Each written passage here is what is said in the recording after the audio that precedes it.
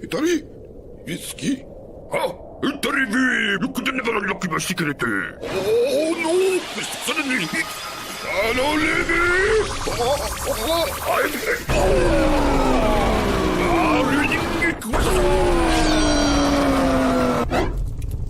Let's begin. Indeed.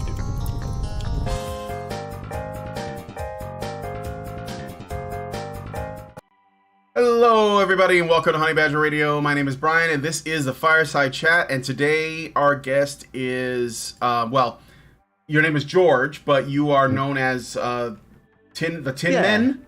The Tin Men is the name of my account, but my actual name is George. Hello. Yeah. Hi, everyone. Hello, George. Everybody say hello to George if you want. I'm not telling you what to do, but you probably will choose. And I am also joined by my dog Jojo, who you can see is sleeping on his bed. It's always nice to have an animal around. I think I see your dog too on the couch there. What breed is that? Oh, she's a Whippet. A Whippet. Oh, I like those dogs. Yeah. Don't get me started, because I'll spend the whole 2 hours talking about how much I love my dog. Same. Yeah. So Jojo is American Foxhound, Australian cattle dog mix. So he's interesting mutt, but just a mutt nonetheless. Anyway, can I just start by embarrassing myself and asking your name? I'm not sure if you told me your name. My name is Brian Martinez. It's okay. I'm the producer at Honey Badger Radio, but I'm not what most people think of when they think of Honey Badger Radio. Because Honey Badger Radio was started by women that were advocating for men's rights, men's issues, and they've been doing it for over 10 years.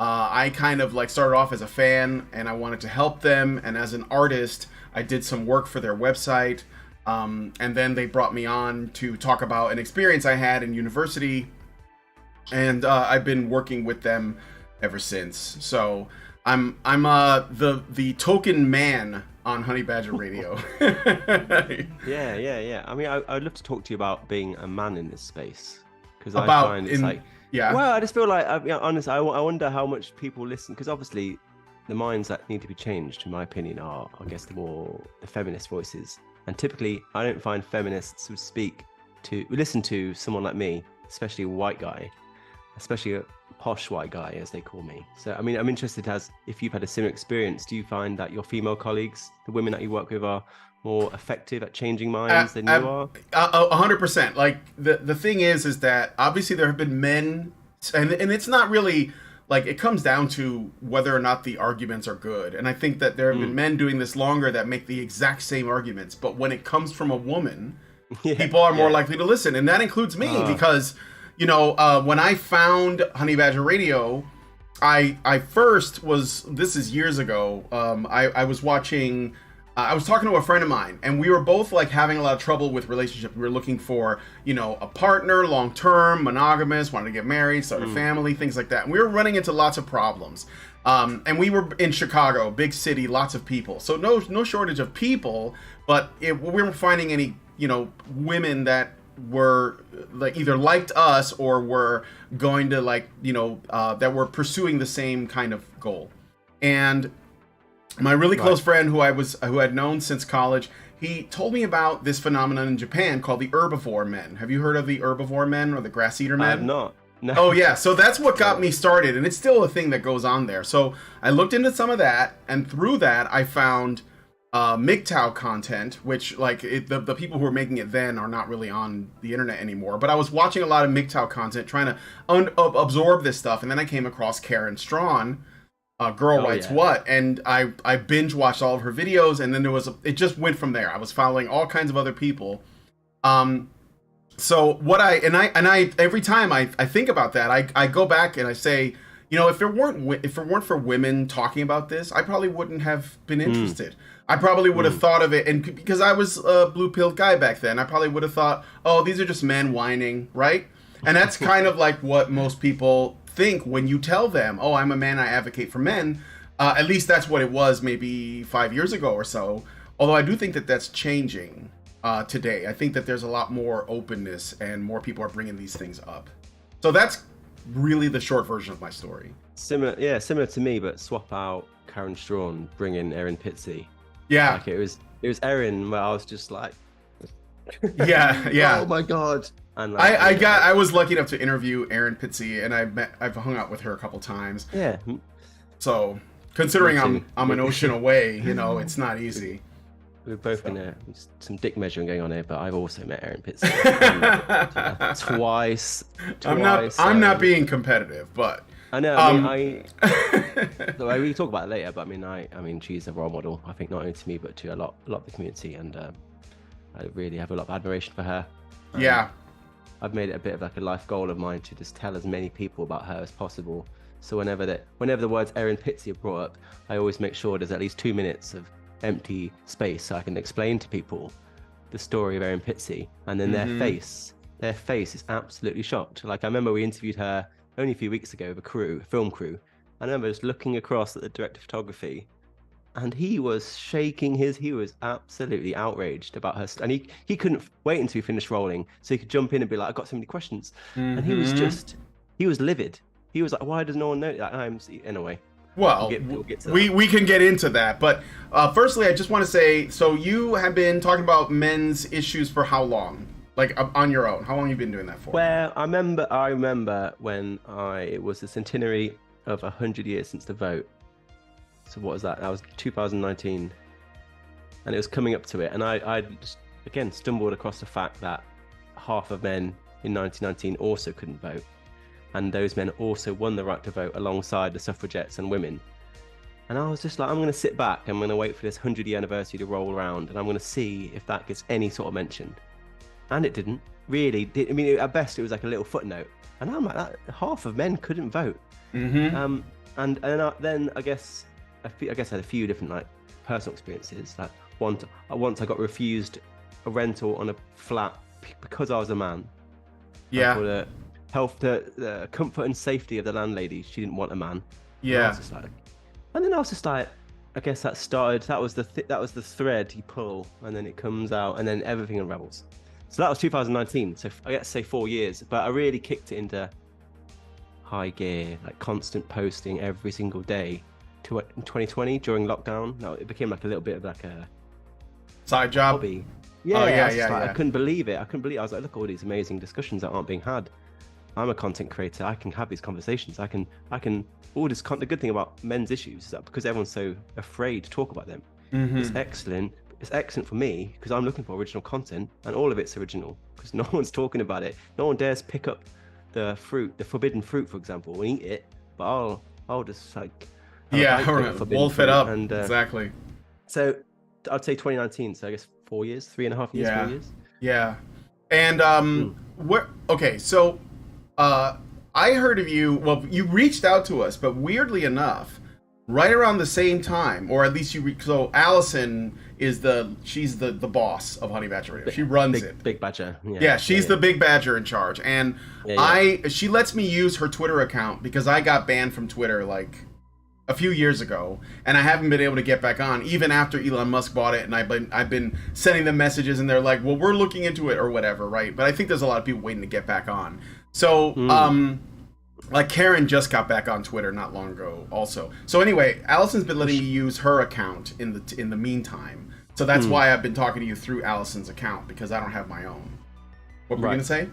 I know Karen Strawn. She's back. Was she banned or she was banned. Yeah. Wow. So this was before, like like when Jack Dorsey was still running things. And that's fine, like whatever, right? Karen didn't care anyway, but when she came back on, she was like, "Oh, I'm back, I guess," right? So whatever. So, but it's interesting timing, just like I guess Providence, that we were talking to you about coming on our show, and then at the same time, we were responding to a video put out by another men's advocate, Chloe Roma. You probably know Roma Army or whatever. And we were sort of responding to that in a video that we did, and in it she dropped your name, and in the description there was your stuff. So it's interesting because there was like you could see that we're sort of traveling in similar spaces. Yeah, it's a small world. But I mean, the men's issues conversation is very small. So but I guess what I wanted to ask, so that's how I heard of you outside of like the exchange we had on Twitter. Have you heard of us? I assume you know Karen Strawn, but I mean, yeah. I mean, I don't know if Karen Strawn's hiding in that cupboard behind you, but yeah, I definitely heard of Karen Strawn. Yeah, I know Karen. I read her scathing Reddit comments. I've seen her. She's an extremely charismatic person, very interesting, and obviously YouTube videos are really, really great too. Seen her on the Red Pill. She makes excellent points. But then I understand, from what I understand, she sort of took some time off, whether voluntarily or she's banned. I don't know, but I'm certainly a fan of from like what, YouTube or something, or I mean, I know she took a hiatus on Reddit. I mean, I can't speak for her, but my understanding is that I think she took some time off Reddit and seemingly banned from Twitter. That's a new thing I just learned. But yeah, I mean, I guess she's the household name of the Honey Badgers, and I've enjoyed watching your content. Listening to your podcast last few days, catching myself up. Thank you. Excellent artwork, great branding. Oh yeah, thank you. The artwork is not all me, but a lot of it is me, but not all of it. That animation is like exceptional. The one with the hot chocolate. And, that's not me, but it is good. Interesting. It's interesting because a lot of these issues I feel suffer from a bit of a brand identity crisis, where they're presented in a way that I don't think is particularly effective, and that's why I find it interesting, because my expertise aren't necessarily in like research or psychology or these different issues. My expertise are in the creative industry, and in terms of presenting ideas in a way that makes them engaging, makes them accessible. And I don't think I've ever seen a channel other than my own that presents ideas quite like yours in terms of visually, and that animation is exceptional, and the branding's great. Even your little microphone down there, love it. The name Honey Badgers. Oh yeah, this right here. Yeah, my idea. I feel like I came up with that. Yeah, no, really great. So, well done. Thank you. Basis. And I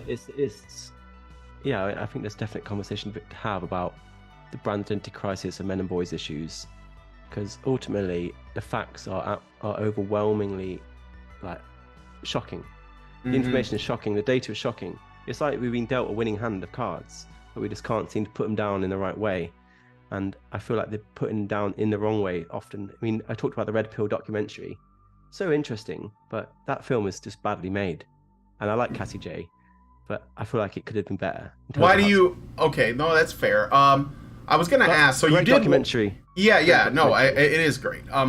And I love Cassie J. I mean, I've hung out with her many times. I think we could be really close friends if she didn't live in California and I didn't live in Virginia.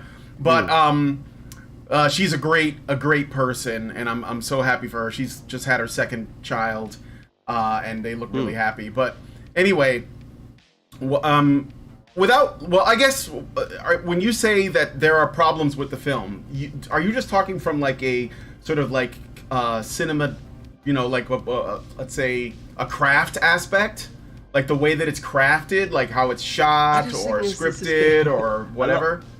I'd have to go through it with a fine-tooth comb with you, and that would be a probably quite boring experience. But yeah, well, I mean, we don't have to do that. I just want to get the ballpark. I'm a professional filmmaker, so that's where my biggest expertise are in terms of documentary film. Yeah, and I want to I want to say again, like, that documentary is excellent. It is definitely worth watching. I am also a big fan of Cassie.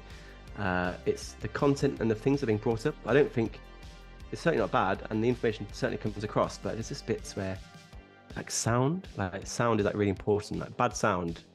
Oh yeah, sure. I do remember at least one interview with a guy, and the sound was really bad. Karen's interview. Well, Karen's could have been better too. Yes, but I mean, there was another gentleman. It was really short Cassie, scene. If there's a sequel, Cassie, please reach out, and I will love to help support and bring a little bit more polish, a little bit more professional. But she's not a documentary filmmaker. Like that wasn't. I'm not sure if that was her necessary job, and she's probably working off a tiny budget. And I really think she did a great job. But I thought there's more.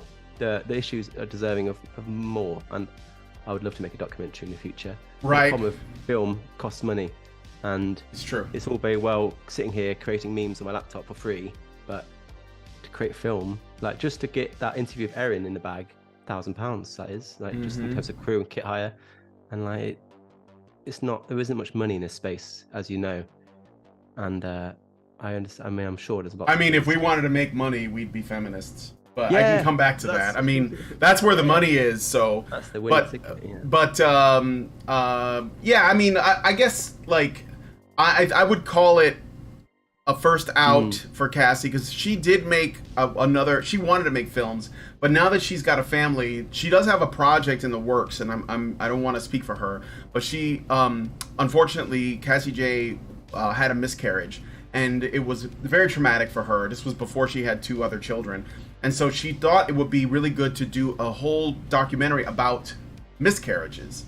And so I don't know where that is right now, but that was like her next project. And I think that because of all the stuff she went through, just trying to get this film released and made to begin with, I think it was really hard on her. The way the media treated her and everything, you know, it was very brutal. And it almost tells you that, like, it doesn't matter if you are a woman speaking for men. If you're speaking for men, you're gonna run into problems, right?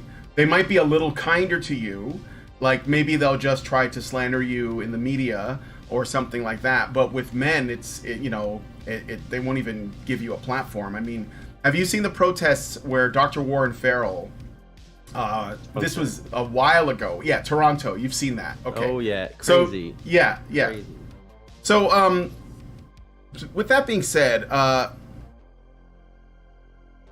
why do you think there is so much resistance to having these issues be heard? When I speak to people whose minds I want to change, often I realize it's not even necessarily about the amount of information or data I present to them. Often I see their ideas are not necessarily attached to a sense of like rationale or logic or reason, but they're sort of embedded into their very identity. It's like in their skin. People wear politics these days like some sort of fashion accessory to look good and sound and make friends. And when you have a certain group, a certain set of political ideas, like such as feminist like theory, often that isn't just a set of ideas. That's your friends, that's your job, that's your community, that's like your family. And I'm sure you know as well as I do, if you step out of that, you're ostracized. If you question it, you're ostracized. And I know people who, if they were to believe what I believe and would say the things that I say, they would literally lose friends, as I have, and they would lose money, and they might even lose their job. Like I know people that work for feminist charities, and their job is conditional on them believing these ideas, and that creates a set of ideas that are so rigid that they simply can't be changed. And people don't want to lose their community or their friends, and I totally understand that. And it's more about changing your actual identity. When your politics are wrapped up in how you identify, if you identify as a certain political group or a thing, like you can't change it, and it's embarrassing. It's embarrassing to be wrong. It's embarrassing to be wrong. Yes.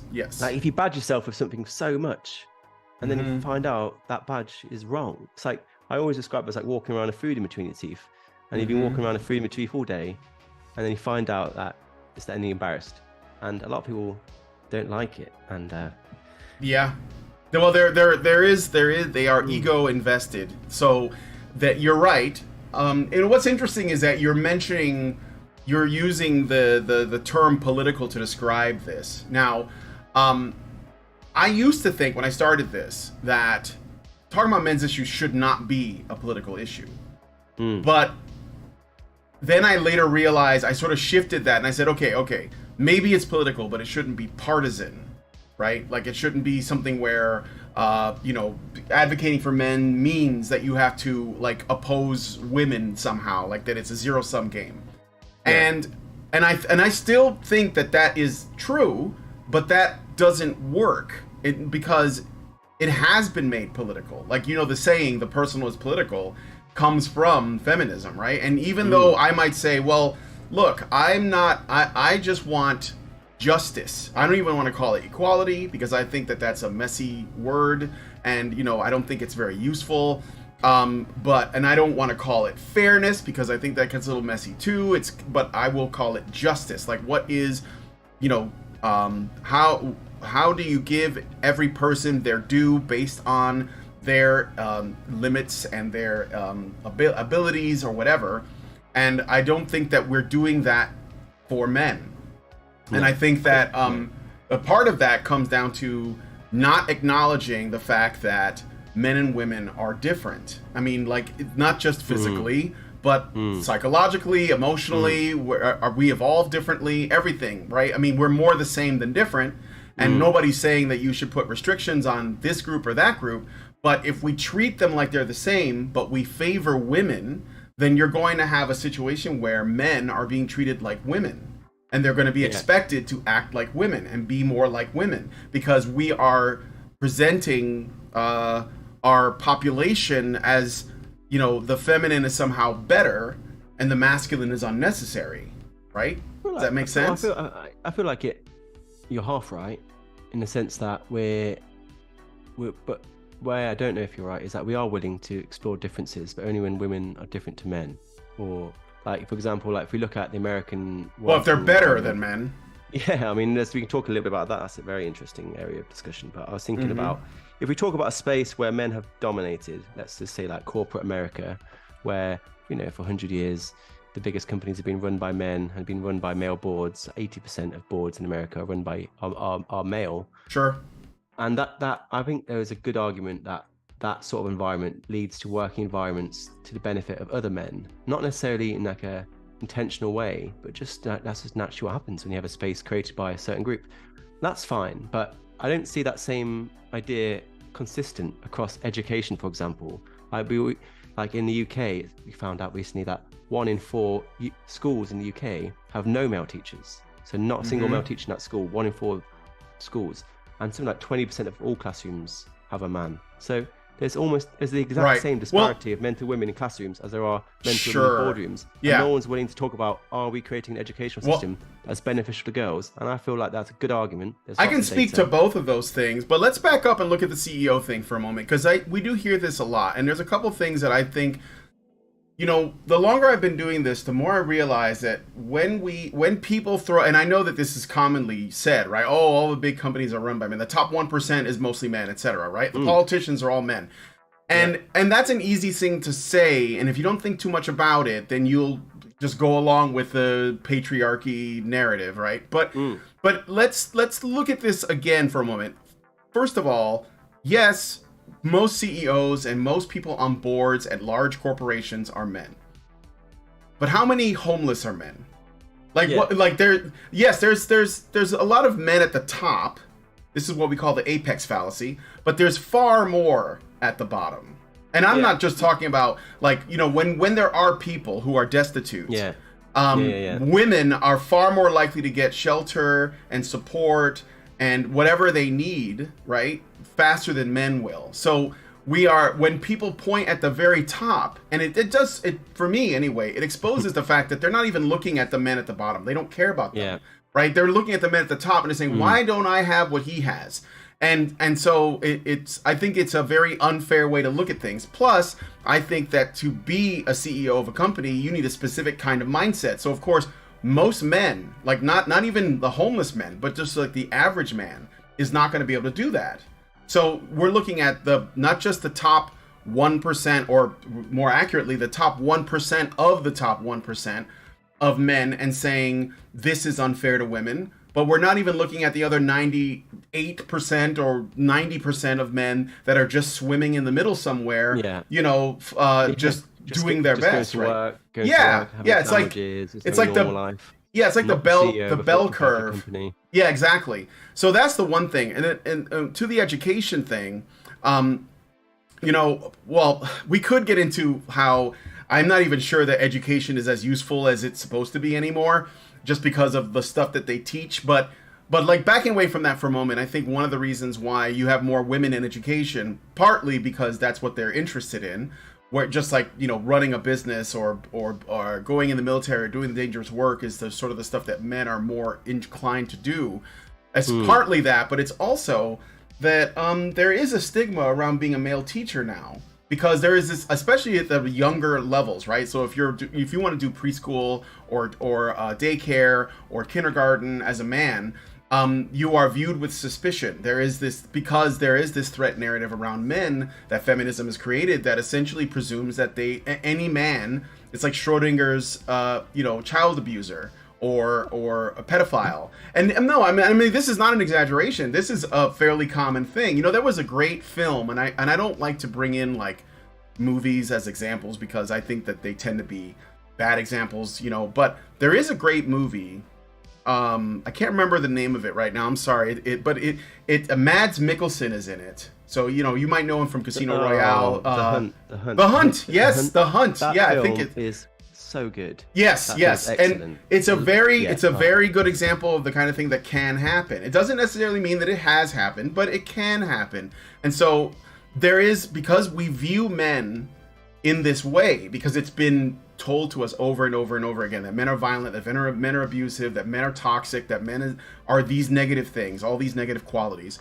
And at the same time, our culture does not acknowledge that women are capable of all of the same things, right? That it's about capacity, not necessarily like, whether the outcomes are the same.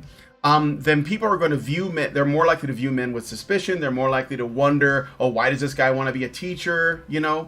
I mean, does that not make sense, or? That makes total sense, but that's besides the point of what I was talking about. I'm saying that the fact that these classrooms exist that are dominated by women is leading to an educational system, for whatever reason it's happening, but is that creating a system of learning that is more favorable to girls? And is that creating a grading system that's favorable to girls?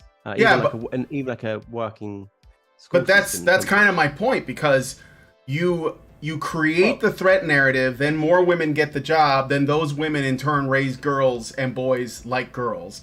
So it's like it is the way that I think it tumbles downhill from the top, because so I'm going to be 50 years old in September. No. Yeah, I'm going to be 50 years old in September. I know there's some gray. We've talked about that. This is the most unbelievable.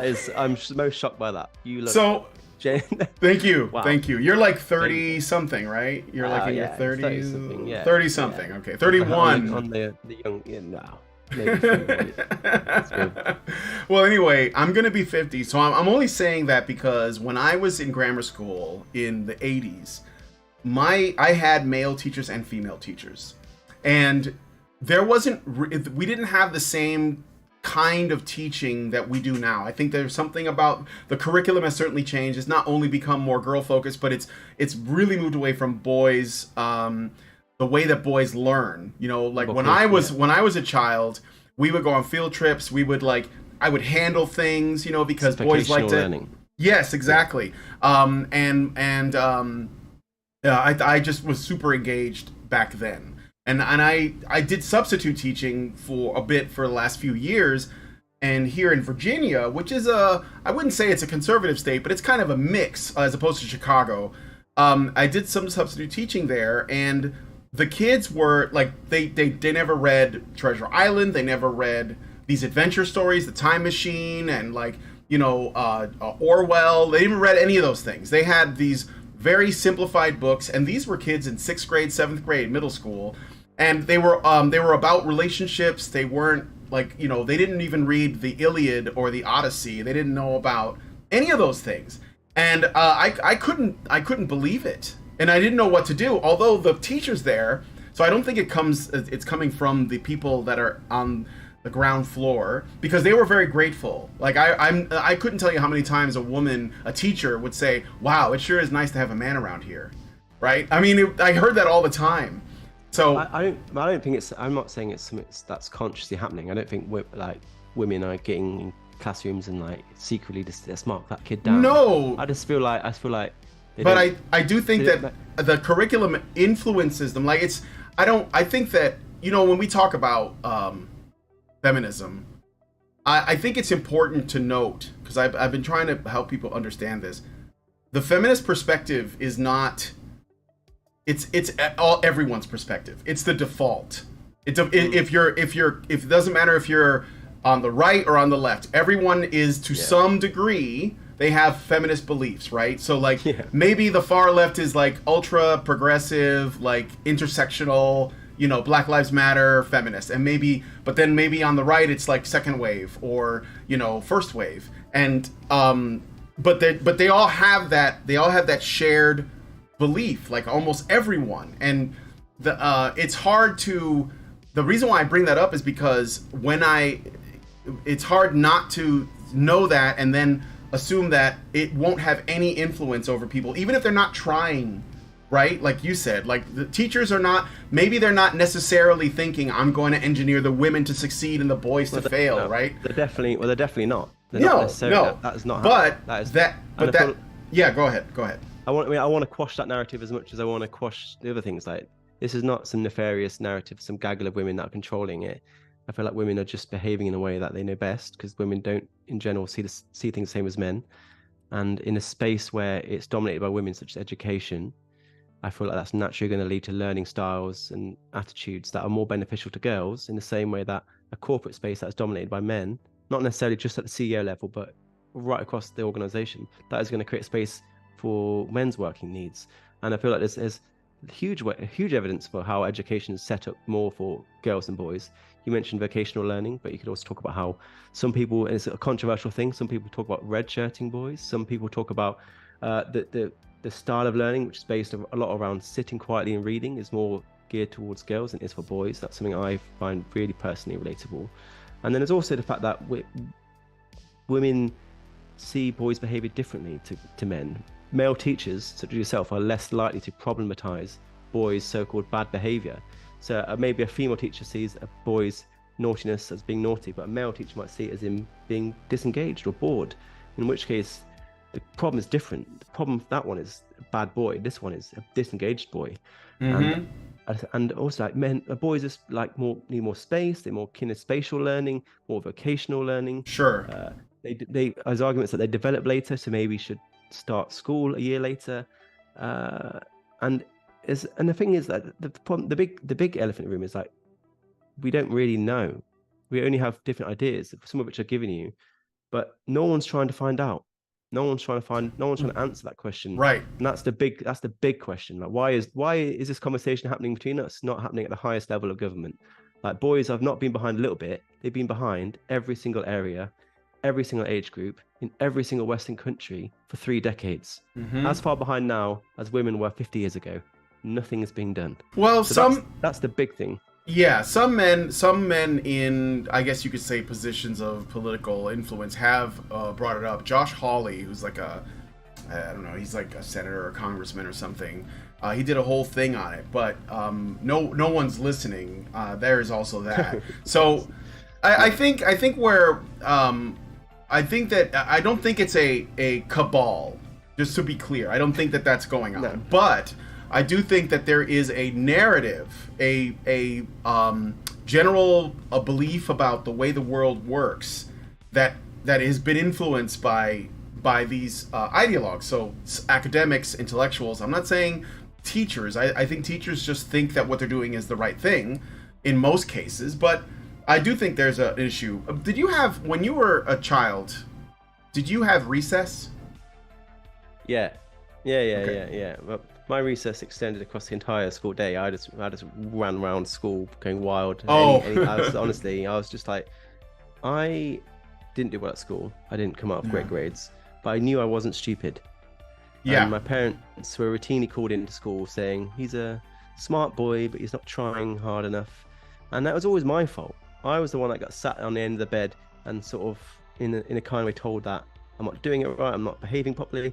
And at no point did any of my teachers or my parents consider maybe that style of education isn't suitable to George's needs. Right. And I think hopefully since leaving school, I've found ways in which I can self-direct work and educate myself and do like my own learning. And I feel like I've been a lot better. But sitting down in a room and reading is still not something I can do now. Like, I don't read books. I listen to audiobooks. I go on walks. I do too. Things.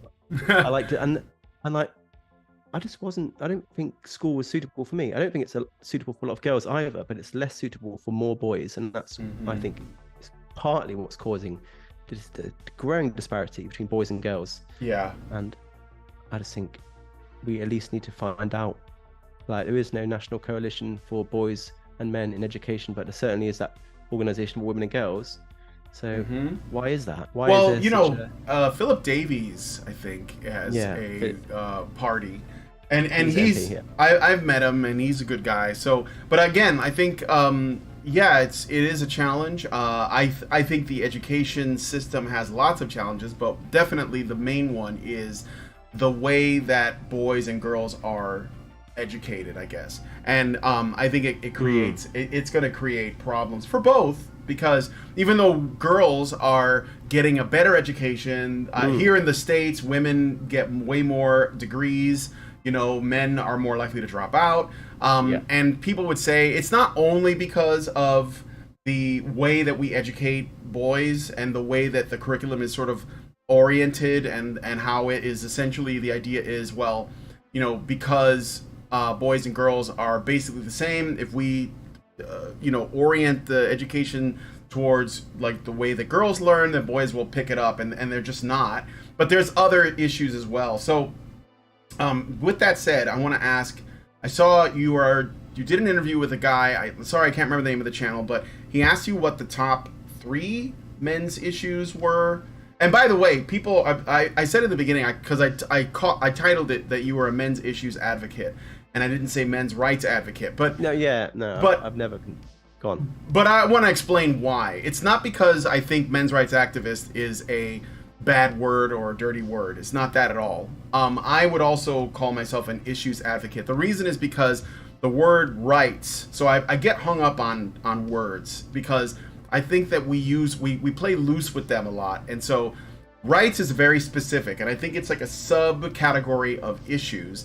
A lot of the issues we're talking about don't really have anything to do with rights. There are things that are cultural, there are things that are social, there are things that are maybe economic, and relational. And so rights doesn't fit neatly into those categories, but we talk about rights as well as all those other things, right? So that's why I use the word issues. And I say that because someone sent me a super chow. That's what we call our super chats that go directly to us. It's an anonymous person. They give us $5 and they say, doesn't matter what we call ourselves. They hate the idea of men being treated with compassion. It's just a matter of time before they drag the term MIA through the mud. Well, I don't use the term MIA, which is men's issues advocate. I'm not even making that up. I'm just saying that I'm talking about this on a broader scale. I hope you guys understand what I mean. Because when you say rights, then what happens is people say, you know, what rights? And then there are some, but it's a short list, right? So I think tell that to any number of dads who are losing their children. Exactly, like fathers' rights. Literally, I mean, there's that. There's father's rights. There's the right to bodily integrity, which is invaded by circumcision. There's just the basic the right to equal protection, which is obviously violated by the draft in America. There are literal rights that men do not have that women do. Yeah. But it's broader than that. At the same time, I feel like issues. I wonder if that just sort of waters it down a bit. Issues is it's like, I have issues with my postman, but I mean, I wouldn't consider that something like. I use it because some things are just not rights, but they're important. That's all. You know, like things the way that we cover crimes committed by men and committed against men. So, for example, if a woman pins a man down, drugs him or whatever, and assaults him sexually, we don't call it what it is. But when a man does it, we do. And because we don't call it what it is when a woman does it, it changes the data. This is why the data is not really reliable, because people will say, well, look at how often men, commit this heinous crime. But then I say, well, what about when women do it? Which is, they're pretty close actually in terms of the numbers, but because the definition is something else, we can't really look at it. And I think I think that's by design. But part of it is also because we generally do have less compassion for men, and I think it's like an evolved necessity, right? Yeah. So I mean, it's always a bit of both, isn't it? Everything's always a bit of both. There has to be some sort of biological foundation to why do we have less compassion for men, and a lot of that seems to be rooted in like just reproductive value. But it was also, I feel like it is also culturally enforced that men are just not as deserving of compassion in the same way as women are. Obviously, we could have more compassion for everyone, to be honest, but I feel like men are suffering a particular. I agree with that. Compassion. I agree with that. So okay, so I just wanted to answer that super child. Thank you, and I hope that you guys understand what I mean. So I want to talk about something else. This is like I think that when you start this journey of looking at men's issues and you know, it's important to note that examining men's issues benefits women as well. This is not like I said, not a zero-sum game. Obviously, this is going to be good for everybody because you need men and women in a society. They're basically like the core of everything else. Every law, everything it comes down to men and women. If our governments collapse tomorrow, if the churches all burn down, if everything is gone, there's still men and women. That's what it comes down to. So, so then this is the thing that people must wrestle with. I'm going to ask you, and I know that you know this is a charged word, but what do you think? Well, what is feminism? I guess for you, what is it first? I mean, it's a very broad church, isn't it? I mean, there's a lot of different things, a lot of different people. It changes over time and in different parts of the world. And then there's different types of groups. There's like, obviously there's conservative feminism and liberal feminism and moderate feminism and like a Marxist feminism. I mean, there is no single word. I mean, is there anything that unites all feminisms? Like one thing that sort of like is at least consistent throughout? I don't believe you can be a feminist without believing in patriarchy theory. Because otherwise, without patriarchy theory being attached to your beliefs, I don't really know what feminist is. Like, the vast majority of the population want total equality of the sexes, but the USP of feminism is surely patriarchy theory and all the surrounding theories around that. And that's why it pisses me off. Whenever you criticize feminism, you get accused of being anti-women's rights, and it's like, no, I'm totally for women's rights, totally. And neither is it anti-women. Like, people seem to conflate feminism with women. Like, yes, they do. Feminism is a distinct political movement. Women is a type of person. Like, we can criticize the ideas of a political movement all day, and we should. And there's a lot to be criticized. That doesn't mean we're attacking women as a group. Like, women are no more deserving of being attacked than men. So it pisses me off. Yeah. And I feel like people do it on purpose. They use their gender as some sort of like morality shield to stop feminism from receiving the scrutiny it deserves. They're like, you're attacking women, and I'm like, stop doing that. That is so cowardly. And I would say, you can absolutely be a women's rights advocate, as I am, and not be a feminist. In fact, most people that agree in the UK, it's like 81% of the population believe in total equality of sexes, which is quite low. But then only about 22% are feminists. So most people that believe in equality of sexes are not feminists or therapists. And I feel like it's a dishonest thing to conflate feminism with being believing in equality. They have like people like Emma Watson saying that if you believe in equality, you are a feminist, and it's like, no, you're not. And then you have like Annie, who was it? Not I forgot her name. Annie something or other. Was like, you're either feminist or misogynist. Oh yeah, like, Well, you know, okay, so you're hitting on the core thing. So no matter what flavor of the 31 flavors of feminism you choose to subscribe to, you have to believe in patriarchy, because that is like, you know, if there's like a single foundation that feminism is built on, it's this idea of patriarchy. Do you disagree or agree with that? No, I think that's true, because without that theory, I don't know what the movement's even about, other than just like a generalized women's movement. But one of the things I learned about Erin Pizzey, for example, is that she was an ardent women's rights advocate. She was. Right from the start, like extremely pro-choice, extremely against the idea of a man having to sign like certificates for his wife to open a bank account. Like she talks with huge compassion and personal experience about the need for women's movement. But she was never a feminist. Never. And she's not an ex-feminist. She was never a feminist. And actually, I got her on camera saying that. Yeah. But she was an extremely progressive women's rights advocate. And she was like pro-choice in a time where it was unpopular.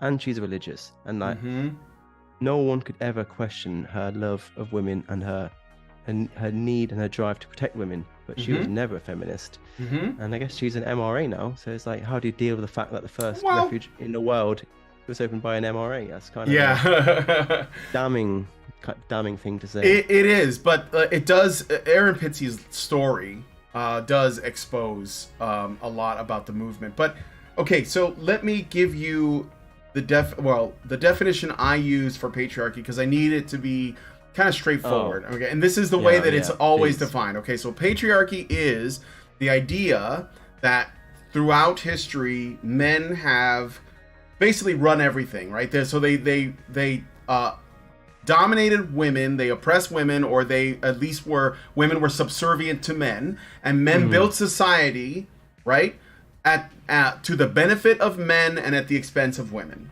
Is how they define it. This is how I've seen it everywhere. Okay, so then we have to ask, because this is all feminisms fall into it. I don't care if it's intersectional, I don't care if it's second wave, first wave, suffragette, proto-feminism, like even before we called it feminism, the same kind of behavior or belief system. So if it is the case that throughout most of human history, if not all, because some people would argue we still live under a patriarchy, men have built society to the benefit of men and at the expense of women, when did that end? Or did it? How long ago do you think men? How long ago do you think men like owned or ran a society at the expense of women and to the benefit of themselves? I mean, so you can't honestly expect me to answer that question. Well, I mean, I don't know, but you might agree, because like I think the big question is like, I think women were suppressed. I think women were excluded from the workplace. I feel like men were centered and men's needs were lifted up, historically speaking. But my channel isn't a history lesson, and it's also important to work out why that happened. And I don't think it's because men are like engaging in some sort of group malevolent behavior to suppress women. I just feel like if you actually go back in time to a pre-industrial world where work wasn't me sitting here typing away with my supple hands, it was you plowing fields, you were down mines, you were going to war. Like the barriers for being able to work are very physical, high stamina jobs, and men were just more geared to do that, to do the farming, to work the fields. And women, and again, it's a similar time where women didn't have access to reproductive control. They were expected to have, 6 or 7 children. For a child to even make it past its 5th birthday, it was a flip of a coin, like 50-50. And you had to educate those kids, you had to cook for those kids. There were no white goods, there were no ovens, there was nothing. Like a woman's day was doing that. Like and the man was out in the field, and she was there. And like since the pill, since the Industrial Revolution, since white goods became like common in domestic space, like that is what liberated women and men. Like forget about feminism. Those things are what really did it. But I think it's important that we recognize, because what you're basically saying is it was bad for everybody. Well, I wouldn't even say it was really bad. If you got into a time machine and went back to those years and you asked them if it's bad for them, they probably would shrug and say, "What are you talking about?" Because like that wasn't even 2023. Yeah, like they would say, "What do you mean it was bad? This is just life." Right? Women would, yes, they would tend to the home. They would raise the children. I don't know, when you say expected to have kids, I don't think men were saying you have to have kids. I think women wanted kids, and men wanted to give them kids. I think it was an agreement. But there was always that the occasional like man who didn't, who's like lived as a bachelor, and maybe they did, like Isaac Newton, they went and did something else. But there was also the occasional woman that went and did her own thing as well. I don't think there were ever restrictions. I mean, like the first one of the first female property owners was a black woman in the United States in the 1800s, like while slavery was still going on. So these are things that sort of like shake up what we are led to believe about the way life was. And the reason why I think it's really important to understand what patriarchy theory suggests or says about the relationship between men and women throughout history and in the present. And if you throw it aside and simply look at the time period for what it actually was, which was men and women trying to survive every day, doing what was necessary, working together, right? Because there was no opposition. Like women did not hate men and men did not hate women. And I would argue that even now, men don't hate women, and even feminist women don't really hate men. They're just sort of like, they're taught to fear them and to be suspicious of them, but I don't think they want that, But I believe that the patriarchy theory is the reason why we have all of these problems with men, because as long as we believe that men are still on top, then men can't have problems. And when they do have problems, and you've said this yourself, what do people do? They blame other men for men's problems, right? Because it's patriarchy, so men did this to men. Yeah, we blame men. Like, if you go back to education, like, whenever I talk about boys being behind, so often the answer is, well, boys should work harder. Or if you look at like men dying earlier, it's like, men should go to the doctor. Or men killing themselves, and men should talk more. Or like, this man got stabbed to death. Oh, who did it? Men. And it's just like, God, are you really lacking any sort of common sense or compassion? Absolutely. Like, the way it works is like, with women, when a woman has an issue, we look at how can we change society, which is the correct thing to do. But when it's men, it's like, well, how can men change themselves? And it's just, again, another misbalance. And I mean, going back to patriarchy, it's frustrating because often when I talk to someone about patriarchy, they are often talking about the same things what I'm speaking about, but I just call them gender norms. And I just wish, instead of using the word patriarchy, use the word gender norms, and suddenly we're a lot more on the same page. Like, patriarchy as an actual word, patriarchy means father ruler, like rule of the fathers, father dominator. And like, I don't think a father is a ruler in any capacity. I don't think they ever were. Go speak to a father in family court, and you tell me if he's any kind of ruler of anything. Like, I don't think they ever were. I don't even think they are in any part of the world. I think that we have been conditioned to think of it that way, but I think that the relationship between a husband and a wife has always been like, I don't know, the captain of a ship and a navigator, or their first mate or something. Like, it doesn't mean the man, can like decide the I don't know whether a woman lives or dies like every day. I think they work together. Like, you can look at stories of, old stories of women whose husbands die in war or working or whatever, and they take over the business, and they do it because it's in honor of the family that they have built, right? I think that's also what patriarchy is supposed to mean. I mean, feminists have made it into this thing about men ruling over women, but it's really just a woman, like the man's name, is carried on, right? That's why a woman would take a man's name when they get married. But it doesn't mean the man is better or anything like that. It's just like, you could even look at it like a small reward for the, for taking a woman into your home as your wife and starting a family with that woman.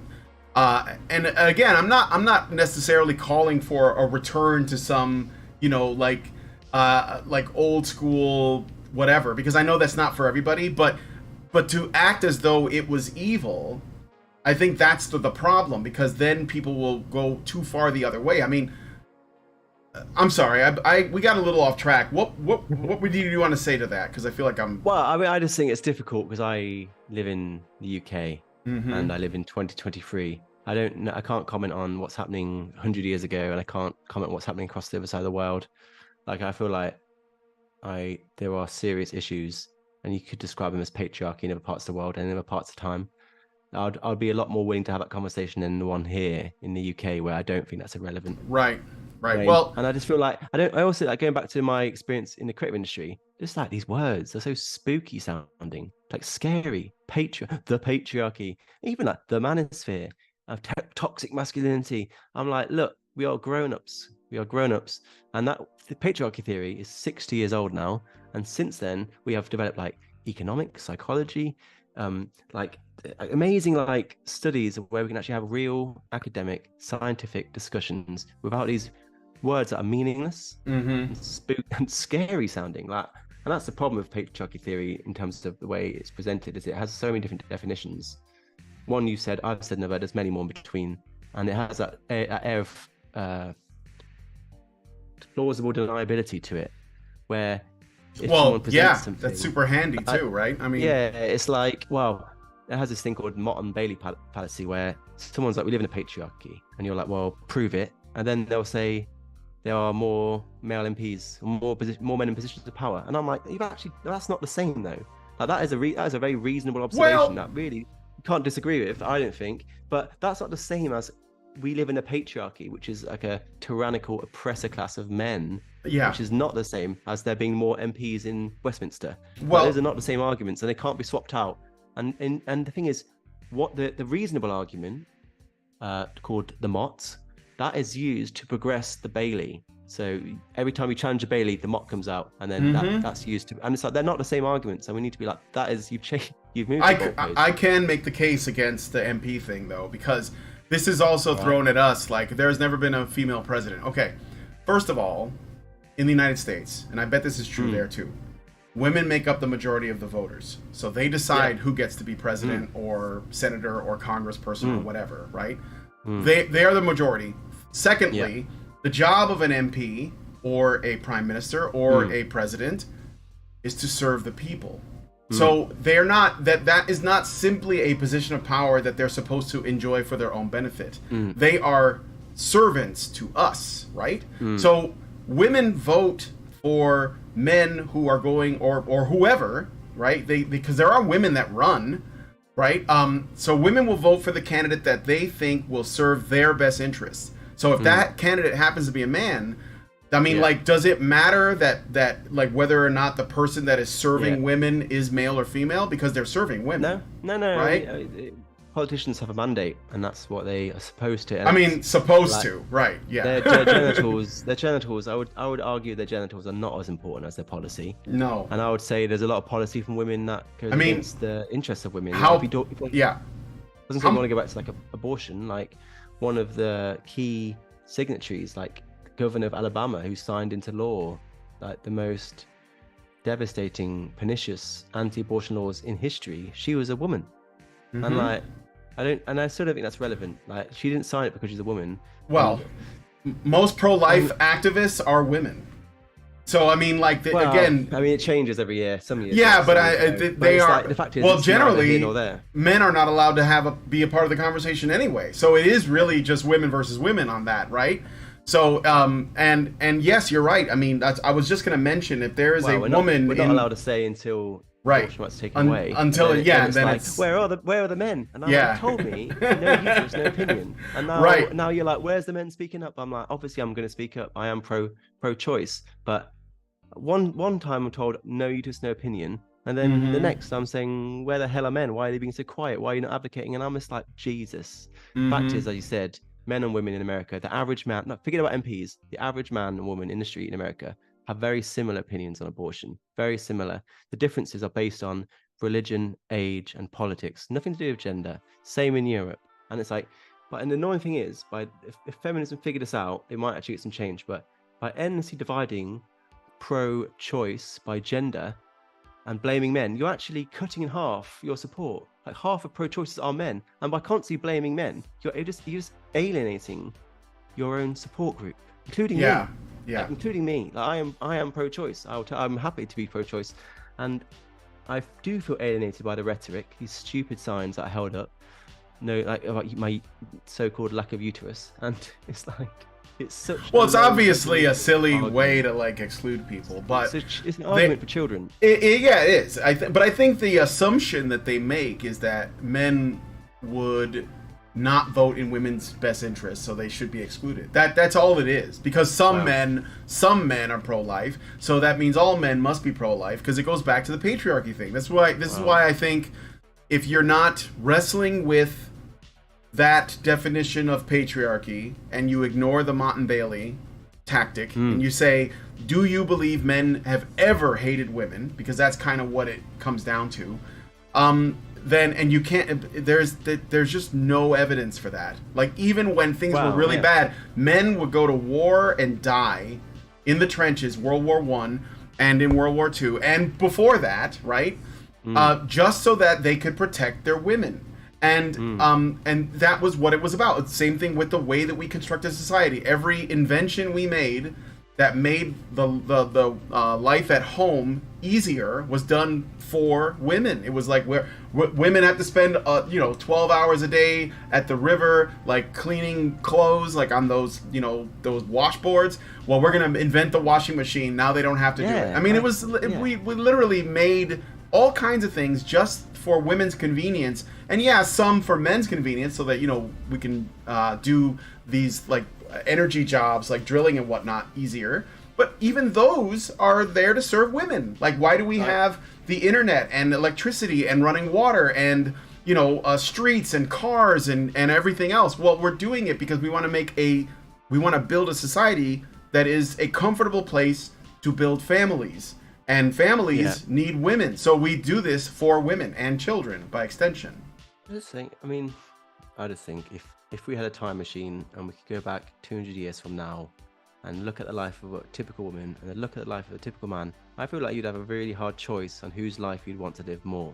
Like, this is the man, he's going into a mine, he may die. Yeah. He's gonna have to work 12 hours and that's it. He doesn't get a choice. He doesn't get a choice either. He's not like, nah, I'm going to stay home today. Yeah, like, of course. Go into the mine. I'm going to play video games. The woman has to have like half a dozen or more kids. She has to, again, like I said, cook for them, clean for them, educate them, no schools. And I'm like, that's hard as well. They're both shit lives. And it's like, we could debate who had it more shit, but we need to acknowledge the fact that our lives now are extremely privileged. All of us, you, me, everyone listen to this. Like, we are living in a time where we are like the 0.001% of the most privileged human beings ever to existed. Yeah. And here we are squabbling. Well, yeah, our lives were easier than Louis XIV.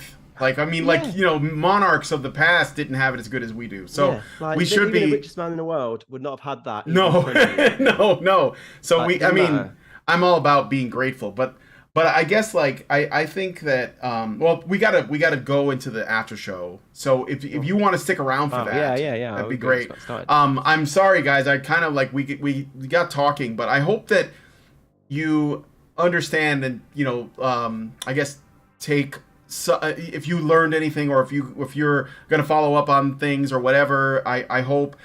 Where I do have your link tree in the description. Oh, thank you. But where are you most sort of let's say like active? Is it a YouTube channel? Is it a Discord? Instagram. Okay. I'm just trying to get that right. And I mean, to be honest, I keep talking about getting off of it and going to other platforms. But Instagram at the Tin Men, all one word. Yeah. The Tin Men. Obviously, I want to get to YouTube more because that's where my expertise are. But it's just too many ideas, not enough time. Yeah, I understand. Instagram's my jam. So I'm good on the fly, so I do a lot of live shows. I like doing that. I like doing interviews, honestly.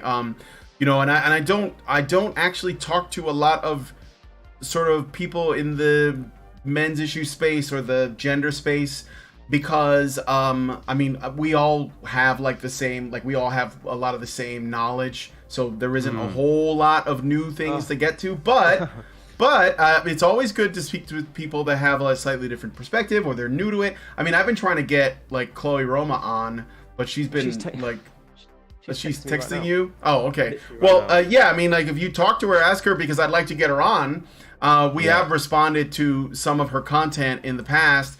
And I think, you know, it would be interesting if she's willing, but a lot of times, because I'm an artist and I love stories, and I think stories are very important, so I talk to people in that sort of creative space a lot. Like last week, I think I had a guy named Eric July who's starting his own like comic book company, you know, and he's a really cool dude. So it's really good to have you here. Check out the links in the description. Is there a Discord there is on the link tree? Yeah, there is a Discord. The Discord is all there. You can get to it from my Instagram. Yeah, so go to the Instagram and check it out. The link tree is in the description, and follow him on Twitter. And yeah, like we're gonna go into the patron show now. I do have another super chow. Noah, thank you so much. I do have another super chow from an anonymous person for $5. If you don't want me to know your name, then you can leave it like that. But if you did, but maybe because I'm not really sure how this works, there should be a space where you can enter your name if you want me to know who it is that's sending this message. But they said, I question those statistics in crime rates. How much higher would women's crime rates be if they were treated and viewed like men are by society? And what would men's crime rates look like if they were privileged and viewed like women are? The fact that men are this disenfranchised and aren't towering over women in crime rates raises my eyebrows. All right, thank you for that. Yeah, I mean, that's a really good point. I mean, it is. And there's a really great article on Empathy Cap about that, about how the criminal system is more biased in favor of women. How women get more lenient sentences and are more likely not to get any sort of prison sentence, even with the same criminal record and the crime itself being the same. I mean, I can pull up the data. I can't think of it, but like basically, there's some data, and it's like if women are treated the same as men, there would be like X amount more in prison, or if men were treated like women, there'd be this many fewer. We covered a story like yesterday because I do a news show every Tuesday, and in the story, it was put out by The Guardian, and they were talking about how women's incarceration rates had gone up. So more women are going to prison, and that this was a problem because those women were not allowed to go on to internet forums, and they wanted to essentially like get them on, and they were advocating that women get more, sort of bonuses and privileges while in prison. Of course, they weren't doing that for men, but it's like, I think that if you go to jail or prison, there should be a path to re-enter society, a path of rehabilitation if it's possible. But the forums were specifically for recruiting, like for sort of rad femme groups. It wasn't really about like women going and like becoming productive members of society, which is a weird thing to advocate for, but that's what they were doing. I mean, this has happened before. Like if you remember Angela Davis, she was part of this radical feminist group from the 1980s called the Weather Underground, and they bombed the Capitol. And Davis, I don't know if she was in that, but that's happened, and she was in Cuba for a long time, along with Tupac's mother. And they now they're like, well, at least she is like back out, and she's raking in all kinds of money for like these nonprofit causes. But ultimately, she is a feminist, and that's what is making her all the money. So, but yeah, so I do think that it's strange, but there is definitely a I don't want to call it two-tier justice system, but there's definitely some biases that we have to like shake. Well, it's possible to have this conversation about also talking about the intersection of race, where if you're a black man, then you're going to be paying the double penalty of being black and a man, when both those groups are given higher sentences for the same crime, and they compound together. And I think that goes a long way to explain why there is such an overrepresentation of black men in American prisons. Because if you're a man, you get 63% higher sentences for the same crime in America. If you're black, you get 10% more. So if you're a black man, I guess it'd be like, obviously it doesn't work quite like this, but 63% plus 10%. So that's the penalty that black men pay. So I want to just put that out there, where it is an issue that impacts men. I understand that. I think that actually impacts black men. Yeah, but I do believe that that's starting the story in the middle, because I think the real reason why men are even going to jail to begin with is because they are growing up in fatherless homes. 95% of men in prison don't know their father, and their father's not involved in their life. And I think that if we don't address the issue of fatherlessness and fathers being involved with their children, and the all of the stuff that comes with that, child custody and father's rights, etc., then we're just going to have more of these other problems. And we don't necessarily want to simply be more fair to male criminals. We just want fewer criminals. So, and I think the best way to do that is to try to bring the father back into these people's lives and make sure that the men that are fathers are going to be good fathers, right? I think that's the more important thing. There's a really interesting theory, I think it's called Donahue-Levitt theory, which looked at how legalized abortion for women in America led to a decrease in violent crime a generation later. So in America, crime, especially in New York, was going up and up and up and up and up, and it got to the 90s, and then people were terrified, and then it came down, and then it went from like 3,000 murders a year to about 700 murders a year. And people couldn't work out why. There were lots of different theories. Is it policing? Is it different laws and drugs? Is it the economy? And two economists came along and said, we think it might be the fact that women won the right to an abortion a generation earlier. And their theory was that a woman who is able to have reproductive control is able to choose as and when she has a child, and therefore that decreases the amount of unwantedness. So there are fewer women having children they didn't want as a result of having right to abortion, and those unwanted children were no longer growing up to become violent criminals in adolescence. So the idea is that very controversial Donahue-Levitt theory, I think it is, hypothesis.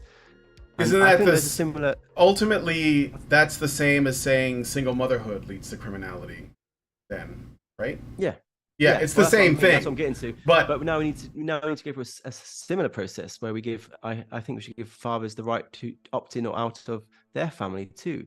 And then I guess that's when you arrive at voluntary parental surrender or paper abortion or financial abortion, or whatever you want to call it, where you're giving a father the same right to choose if and when he becomes a dad. And I feel like that's one of the solutions to fatherlessness, because then you're allowing fathers to opt in and be a father when they want to. But yeah, 100%. I feel like, if there's one thing that's causing a lot of the issues we talk about, like suicide, addiction, homelessness, imprisonment, crime, which impacts women as well. So many of these are leading back to, at least in part, to fatherlessness. That's like the tree trunk from which all these branches come out. So I'm totally on board with that, and I feel like there's lots to say. I feel like we regularly deride and mock fathers, even on the media. Yes, we do. We just think about the fathers that were heroes 50 years ago, like Mr. Rogers, for example. Excellent, what a wonderful, wonderful man. And now what have we got? Homer Simpson, Peter Griffin, Hal. Like these is. Or there's just no fathers at all. I think that no at all. Yeah, or there's no fathers at all. So and the ones that want to be fathers are just having them taken away by family courts. Yep. We can get more into that, but we're gonna go into the patron show now. So I see that there are some new faces in our chat. Maybe they're followers of you. Welcome, I can't see any of that. I hope that but you'll be able to watch it afterwards. But I'm looking at the live chat right now. There are some new faces in there. So if you are here because George is here, then welcome to Honey Badger Radio. I hope that you subscribe and stick around. We do content all the time. And, sometimes we get pretty spicy because I think that, being, I guess, polite has its advantages. But sometimes we just want to put out there what we really think. And I think that you have to be fearless if you're going to address these things, because most people just don't want to hear it. Go ahead. Obviously, there's a lot of popular politics going on. A lot of people, like I said, wear politics as some sort of fashion accessory, and they're not willing to get muddy, get in the shit and roll around with me. Yeah, they rather just look good, and I'd say it's better to be right than it is to be popular, even if being right makes you unpopular. So here's to that. Hopefully, we won't get banned as it has you, but well, we haven't been banned yet, but maybe it's because we're beneath their notice, so we're kind of small. But thanks to everyone that's come across in the Tin Men. And likewise follow Honey Badger Radio. And please subscribe to. We have 2 channels. This one is going live on Badger Live Streams, which is a live streaming channel where all of our shows go up, the live shows. But we also have a main channel just called Honey Badger Radio. That's where you saw the animation. So there are 2 channels. Yeah, I know. And we also are on Twitter at Honey Badger Bite. It's confusing because Allison can't stick to one name and just stick to it because she's a spurg like that. But just follow us there. And we have a lot of links in the description as well. So anyway, thank you, George, so much for coming on the show. Stick around for the after show. If you guys like this video, please smash like, subscribe if you're not already subscribed, hit the bell for notifications, leave us a comment, let us know what you guys think about what we discussed on today's show. And links to all of the Tin Men's stuff is in the description. And please, please, please share this video because sharing is caring. Thank you guys so much for coming on today's episode of the Fireside Chat, and we'll talk to you all in the next video. Men's rights activists are machines, dude. Okay? They are literal machines. They are talking point machines. They are impossible to fucking deal with, especially if you have a couple dudes who have good memory on top of that too. Holy shit, you're fucked.